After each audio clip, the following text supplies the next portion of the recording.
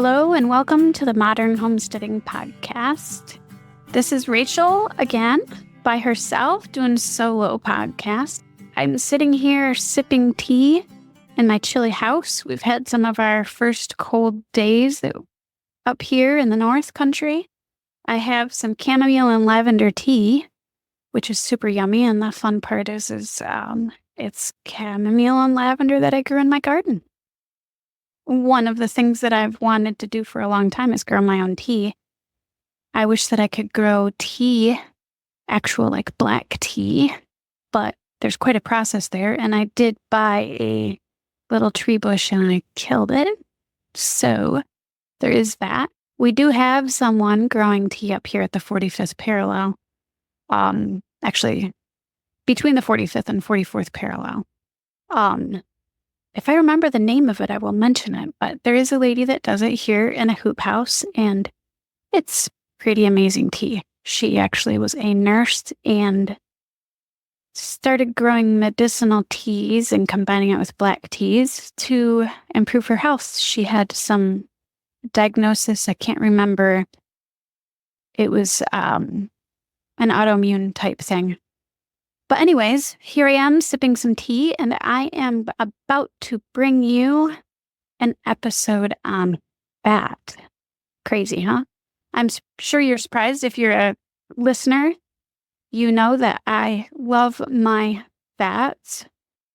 So this one I'm going to call the ultimate in kitchen fat cast.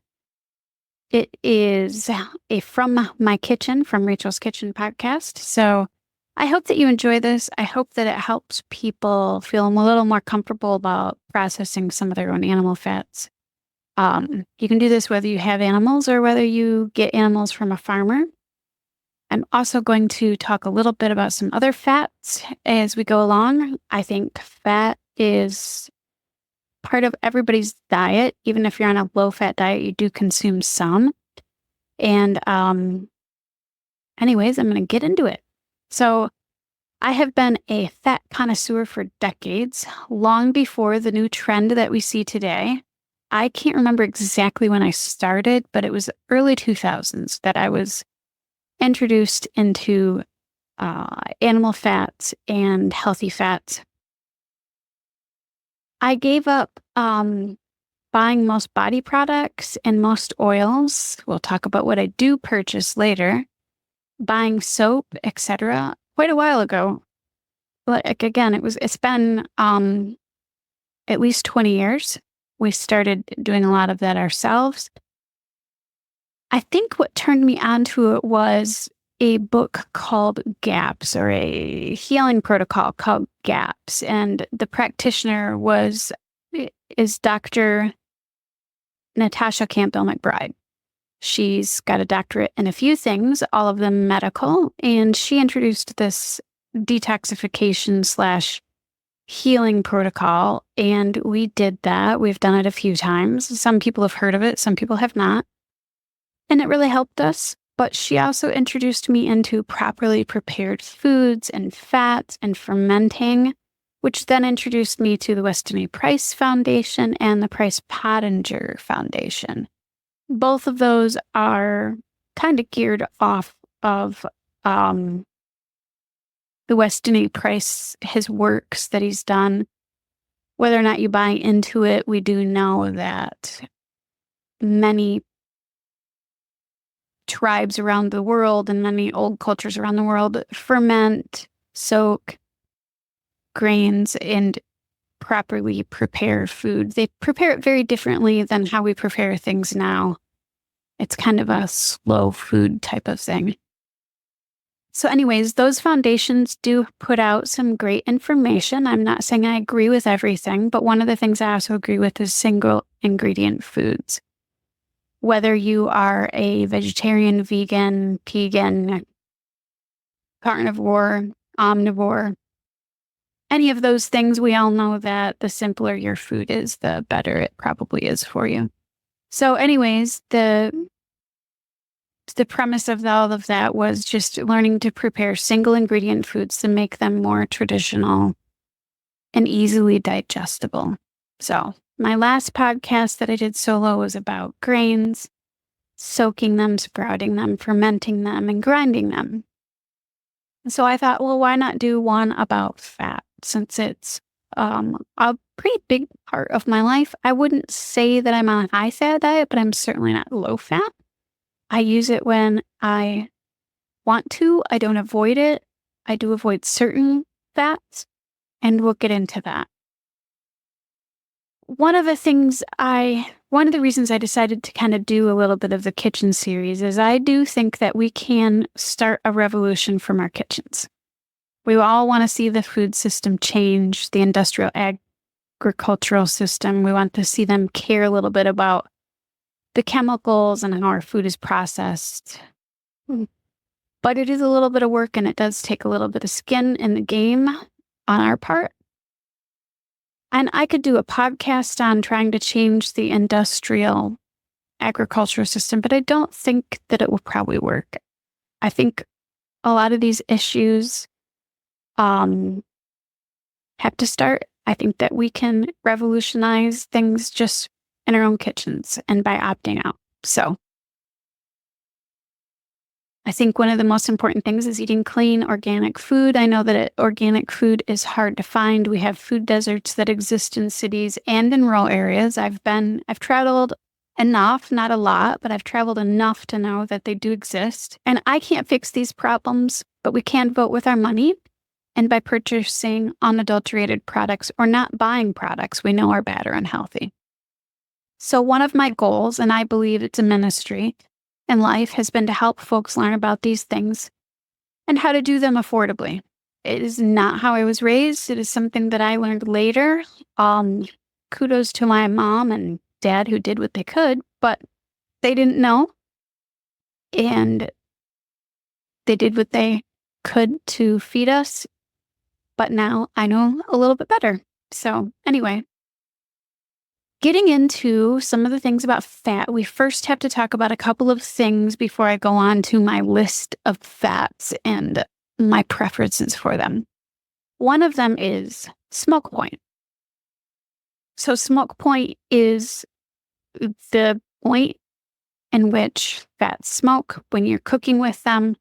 Overheated natural fats can also begin to release free radicals and the beneficial nutrients and phytochemicals and micronutrients, all those things that are wonderful about unrefined oils, are destroyed when they reach that smoking point. It also starts to create and turn it into a carcinogen for us. So it's important to know the smoke point of an oil so you can learn what oil is best to use depending on what you want to use. So we know that deep frying typically is 370 to 390 degrees Fahrenheit. So we know that we need to be careful what fat we use when we're doing that. Same with sauteing, pan frying, baking even. Now, most oils can go to that point, but some of them are just more well suited for that. So we just have to remember to pick a fat that can withstand those temperatures. We have saturated fats, which are mostly animal fats, but can be some plant fats like coconut oil and palm oil.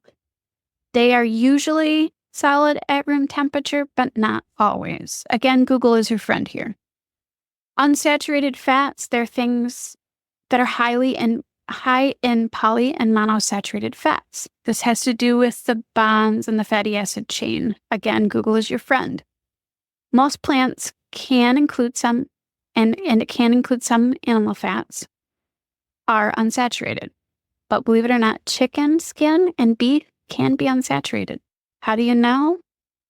This one is most of the time liquid at room temperature. But again, you're going to want to research some of this if you're interested in it. So with animal fats, which is where I'm going to go first, it is the one that I use the most. I realize that there are some vegetarians and vegans. I have no problem with that diet or lifestyle. I think we all have to go where it works best for us. Some people thrive in different ways and make choices for different reasons. But with me, we tend towards animal fats because here it's sustainable. I live in a cold climate. I don't have access to other fats that we'll talk about later, like some people do. So it just makes sense here. It makes a very full circle thing within our homestead where we waste not, want not. But one of the things with animal fats is we know that they store toxins. I will post a link at the bottom of the show notes. I'm going to have a lot of links with this podcast. If you're interested in going to the show notes, you can go to the website and see them. But I'm going to post a link where it talks about they're pretty sure that fat stores toxins. So if you can't afford pastured or organically grown meat, then I would for sure go with low-fat cuts and find a fat to render yourself from places you know grow quality animals or use quality plant-based fats. I really struggle with how deep to dive into this, and I decided it would just be too long if I dove really deeply into that. But that is the suggestion of a lot of people, even in like the carnivore, well, maybe not some carnivore, but within a lot of the health community, it's really suggested that if you cannot afford quality, regenerative, or organic, you should probably go with some lower fat cuts of meat. So quality rendered fat is available. You can buy it already rendered, already jarred up. I can post some links to some of the quality ones, but it's very pricey. So that is why I have leaned on finding regenerative farms and processing my own. Plus, like when I buy chickens or beef from the farmers that I use, I usually will buy, with beef, we usually buy a quarter to a half. With chickens, we usually buy multiples. We usually do like a CSA of 10 or 20 chickens.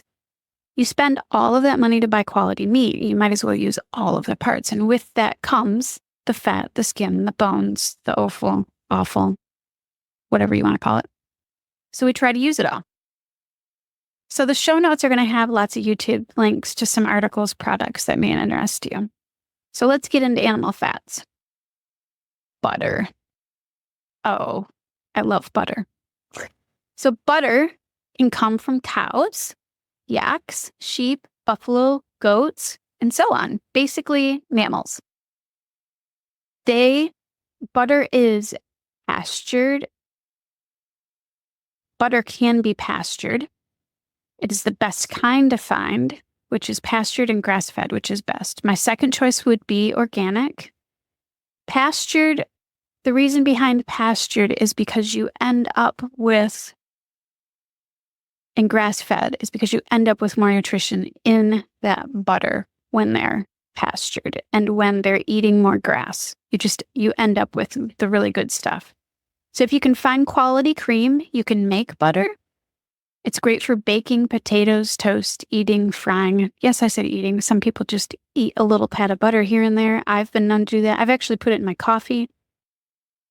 So pastured grass-fed butter has butyrate, vitamin D, K2, conjugated linoleic acid, or CLA, high omega-3 to 6 ratio. All of these things are very healthy things. Butyrate is very good for the gut. It helps build very good gut bacteria.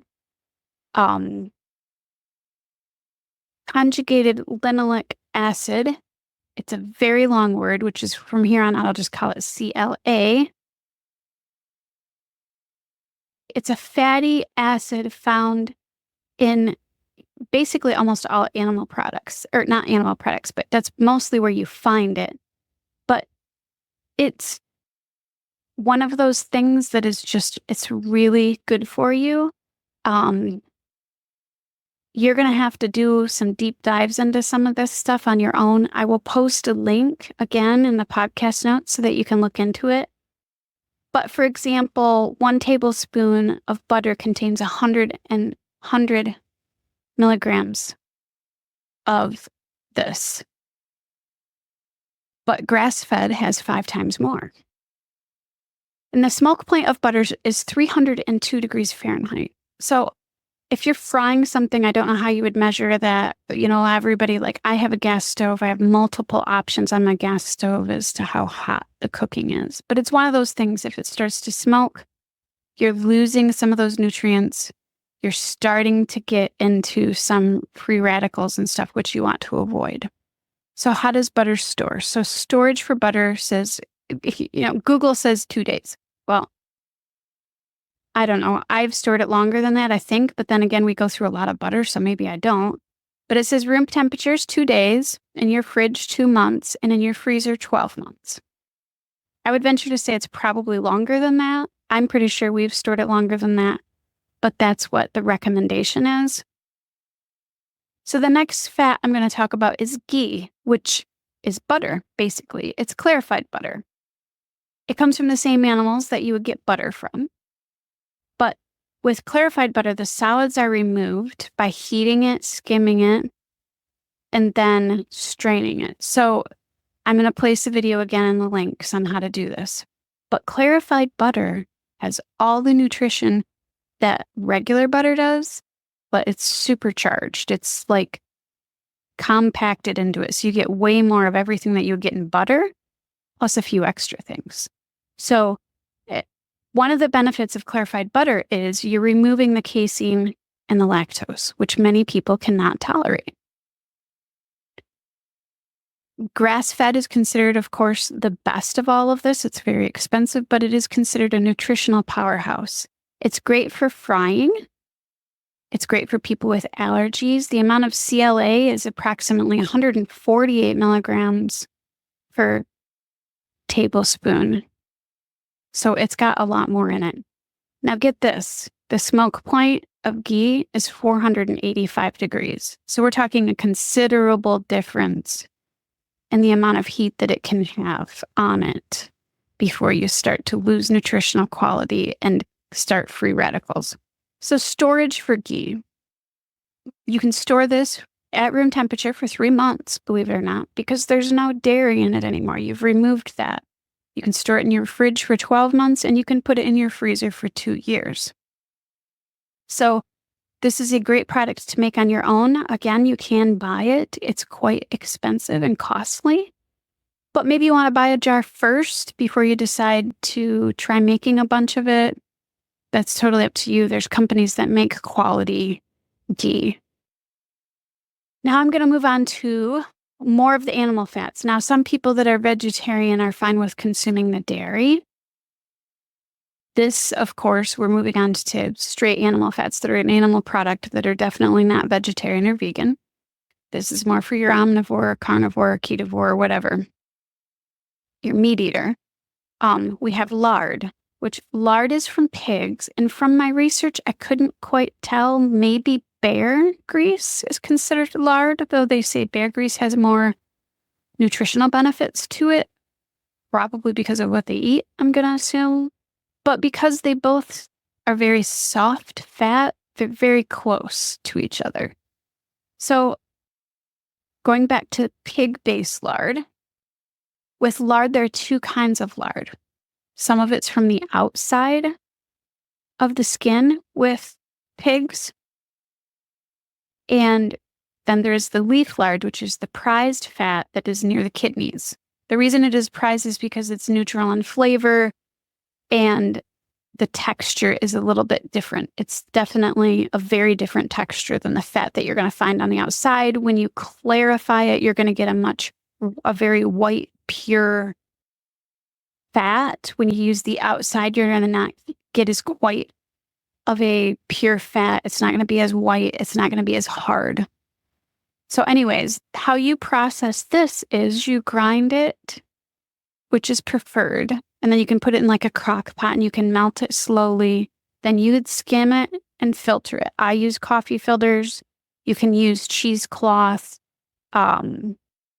paper towels, just something like that to help skim it and filter it. And again, I'm going to find a video and post that in the links for you to follow. So pastured, of course, is always preferred, or organic, but pastured first, then organic. The reason pasture is preferred in this case is because pigs that are exposed to the sun and outside, their fat does have some amount of vitamin D3 in it, similar to what would be in cod liver oil. It also has a better omega-3 to 6 ratio in it. So more omega-3 and less omega-6, which we all know that these are really good for you. An organic pig can be fed all organic grain and not be outside. So there is a difference. That's one of the things with organic and pastured and all of those words is they can be very different. But anyways, it is great for baking, for skincare, for cooking, all of those things it's good for. The smoke point of lard is 374 degrees. Now, again, you're going to want to make sure that you use this wisely and not get to the point where it's smoking. So storage for lard is 4 to 6 months at room temperature, 12 months in the fridge, and 2 years in the freezer. Moving on to tallow, which can be cow, deer, goat, sheep, horse. The only reason I mention this is in case somebody in Europe is listening. There are people around the world that do consume horse. I'm just saying. Not saying that I do, but when I was in Europe, I did have it. Sounds horrible, but that's the culture in which they live. So tallow. Tallow has different kinds of fat as well. So tallow has subcutaneous, I'm hoping I'm saying these correctly, fat, which is under the skin, intramuscular fat, which is the marbling that you see within meat, intermuscular, which is the fat that is between muscle groups. So I hope you understand that, like the fat that's seen in between muscle groups. And then there's the visceral fat, which is the fat surrounding organs that protects the organs. With tallow, the organ fat is not really prized more than any other fat. Tallow is tallow, so it's really not a big deal. You would use all of it. So with this, it's similar. You would grind it, heat it on low, skim, and filter. And then you would store it. The uses for this is similar, although this one is very prized for its skincare. A lot of people use it for skincare. Now, people use lard for skincare as well. I mean, I had somebody on the podcast that talked about that. But people also use lard a lot for skin care. You use it for cooking as well. Sometimes it's a very neutral flavored, and some others it is not. It really just depends on what the animal was eating. Now, again, with tallow, you're going to want to have pastured or organic. Pastured preferred. Deer is getting to be a hard one because with deer, you can't really control what they eat. So, yeah, that's a rabbit hole for somebody to go down and something for people to think about. We do still consume venison. Uses for skincare, cooking, like I said. Sometimes it's a very neutral flavor, like I already said. It also has CLA, but it has vitamins A, D, E, K, B12, and it also has a good 3 to 6 omega ratio. The smoke point of tallow is a little bit higher. It is 400 degrees. So it is the reason why it was often used to make French fries back in the day. Believe it or not, McDonald's French fries used to be fried in tallow, but they also used to be just potatoes. So there's that. But anyways, the 400 degrees does make it suitable for frying. The storage of this is, once it's rendered, is 12 months at room temperature. I have never tried just leaving it out like that, but I suppose you could. 18 months within the fridge and 2 years if it's frozen. So that is that.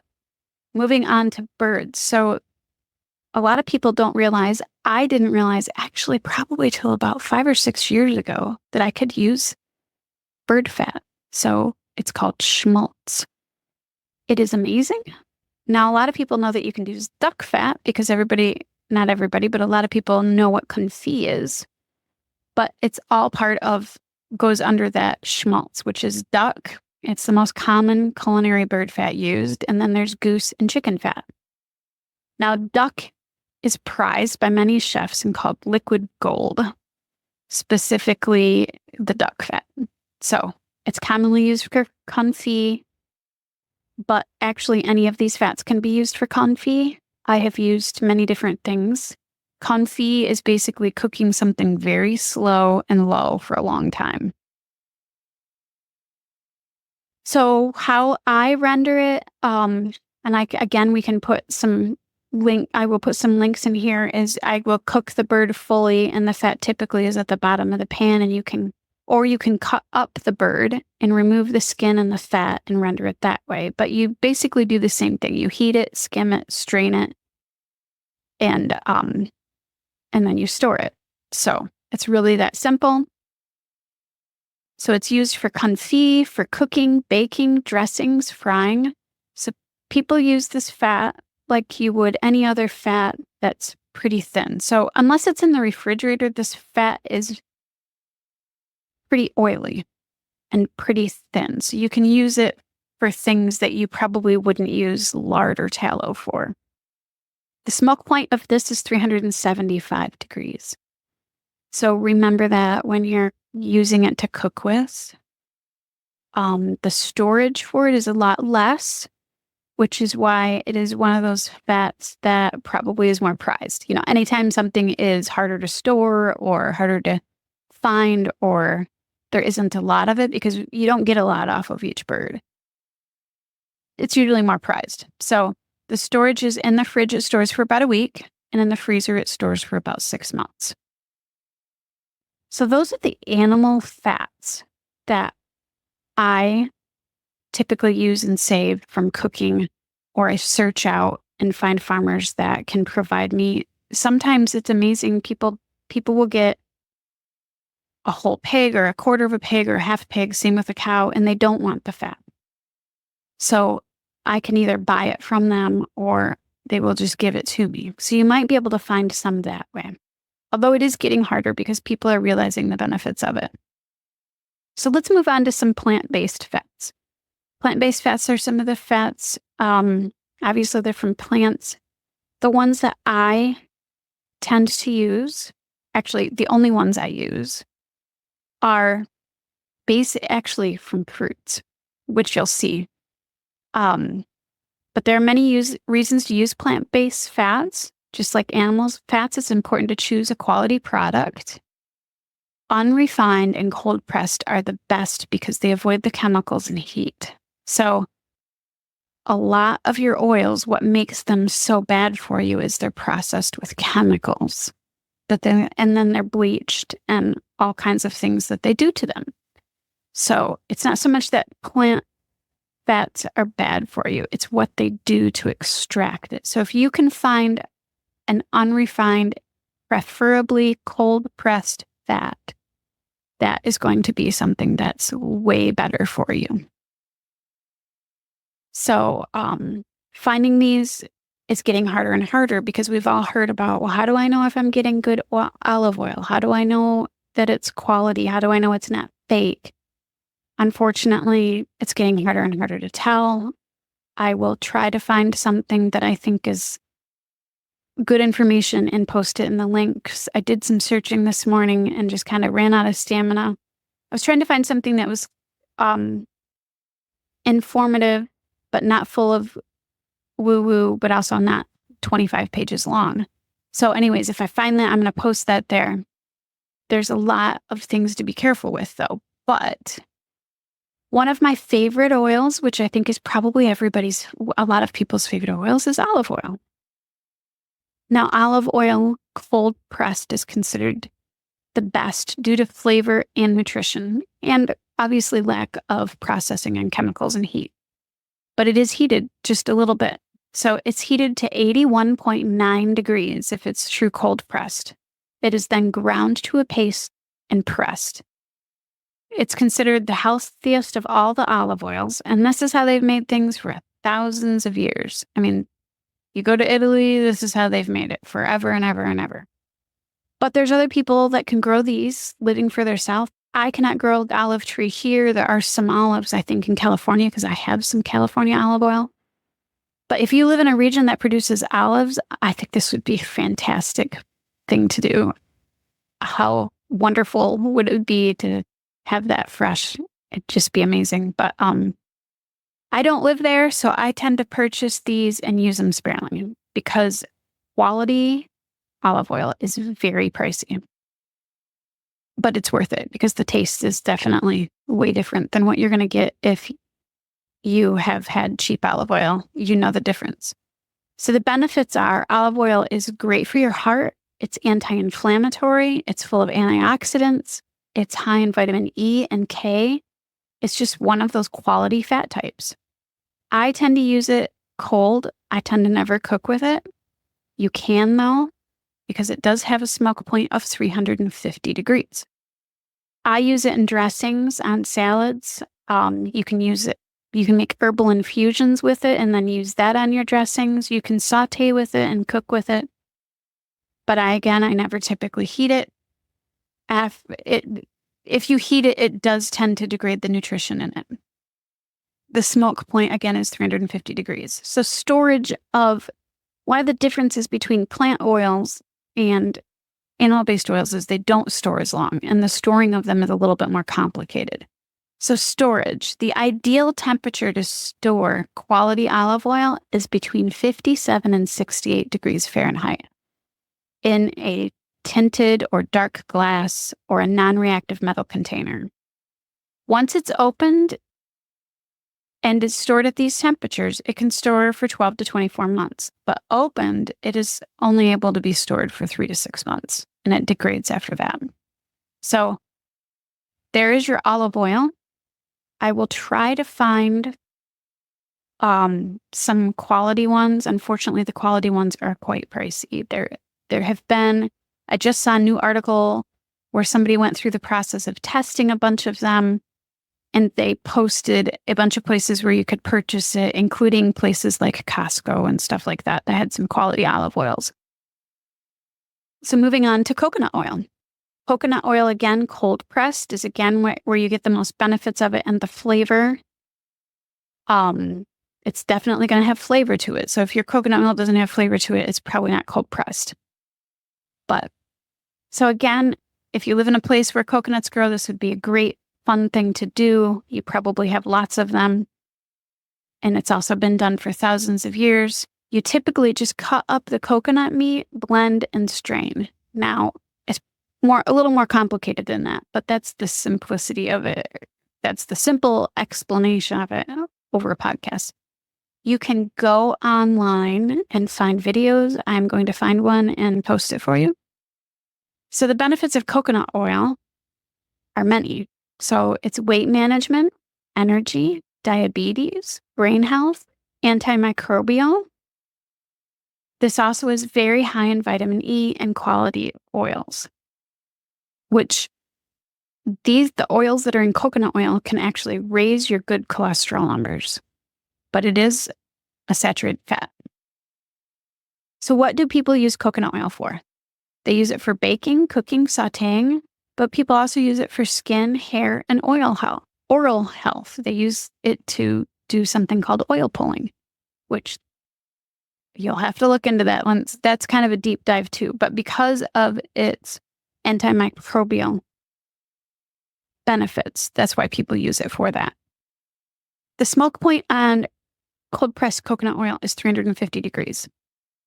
It is easier to store than olive oil. It stores up to 2 years in a cool, dark place.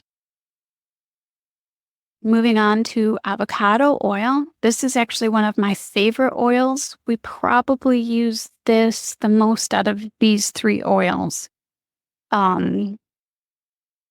because it has a high smoke point, but also I really like the flavor. So avocado oil, cold pressed, again, is best due to the nutrition and the flavor. This one is a little bit harder to process. I'm going to have to see if I can find a video on it. But the processing involves using the flesh of the avocado. So not the seed or the skin, but the flesh. They mash it and they do heat it to 122 degrees Fahrenheit. And then they spin it to extract it. Probably a lot like how you spin honey to get it out. So that is what it's used for. Or that's how it's used or extracted, excuse me.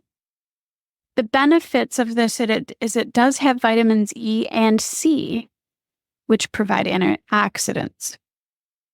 So it can help, and some people it has been shown to help reduce inflammation, specifically like joint pain. It's known for its heart health and for its vision health, which I find interesting. So how people use it is they will substitute it in baking, sauteing, frying, and they also use it on their skin. So avocado oil can be used very similar to how you would use any other oil, like canola or something like that, which I haven't used in ages, but you could use it like that. The smoke point on this is 500 degrees. So when we do deep fry, which is very, very rare, I might deep fry something 4 or 5 times a year. I'm getting ready to do some deep frying of some pumpkin donut holes. I will use avocado oil mixed with some tallow to deep fry. The problem with avocado oil is it's quite expensive. So storage. Unopened, it can store for 1 to 2 years. And again, in a dark place. Opened, it can last 6 to 8 months, and they said maybe longer in the fridge. So there you go. Those are the oils I use in my home exclusively. I do not use any other oils in my home. I will say that Harold did a podcast with someone, and I hope I am not saying his name wrong. His name is Bevan Cohen. It was episode number 226. I'm going to post that link in the podcast notes so that people can find that quickly. But they talk exclusively and at length about using other oils like sunflower seed oil, and I'm assuming even soybean and all those kind of oils, and home pressing them. And it's not as difficult as you would think after you listen to the podcast. And like I said, because these are home pressed, they don't go rancid because you press them and you use them at your home and you use them quickly and you store them properly. But they also you're cold pressing them. You're not using chemicals to extract the oils. So I think if you're doing it that way, the plant oils are not nearly as bad as everything you're hearing about in the news. They do have higher omega-6 properties in them, which for some people can cause inflammation, but not at all. But like I said, I think it's the commercial processing that is so bad about seed oils. And are we giving them a bad name? So maybe if you can find some organic, if you had to purchase it and you didn't want to press it yourself, if you can find organic cold pressed, that would be the way to go if you want to stick with some plant oils. But they discuss it at depth in that podcast. I'll link to that in the show notes. You can also find the press that he uses, and he also has written a wonderful book about it. So lastly, I wanted to talk about other ways that you can use fats on your homestead. So you don't have to just eat these. If you wanted to live a more lower fat lifestyle, but you wanted to save everything that you're using from the animals, you could do things like make soap.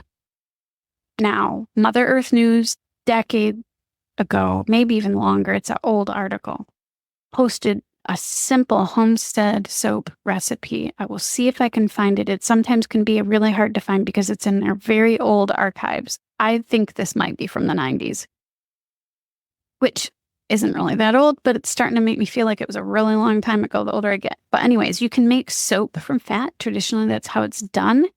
You can make it from animal fat and plant-based fat.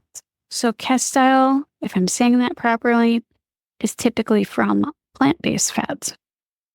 And then what I make here is a mixture of lard and tallow soaps. And typically that is what I do with used oil that I've already fried in or baked with, and I don't want to reuse it.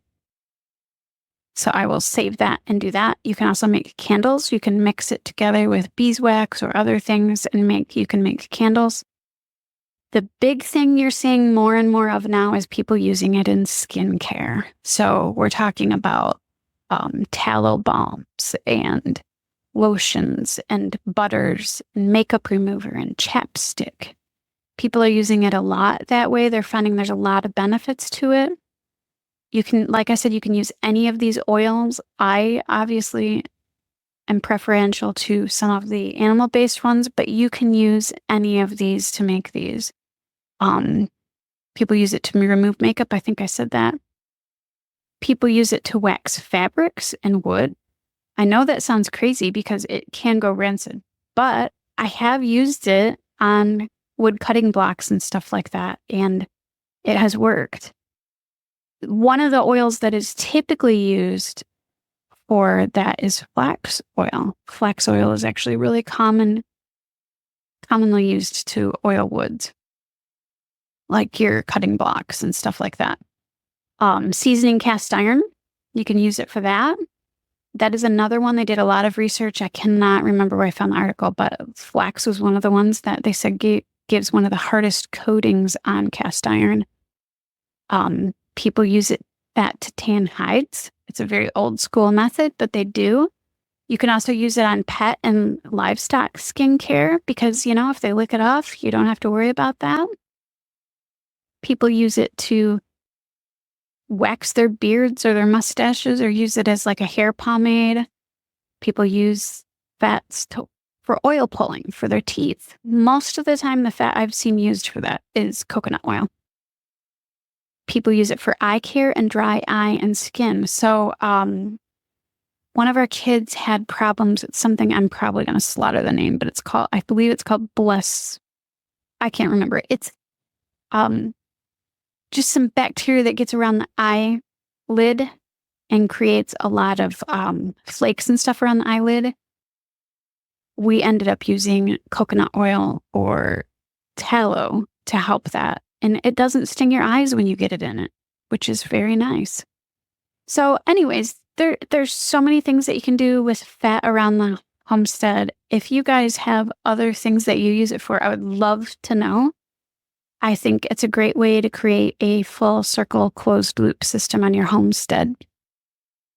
I hope this podcast has encouraged you. I think I might do next one about bone broths and stocks.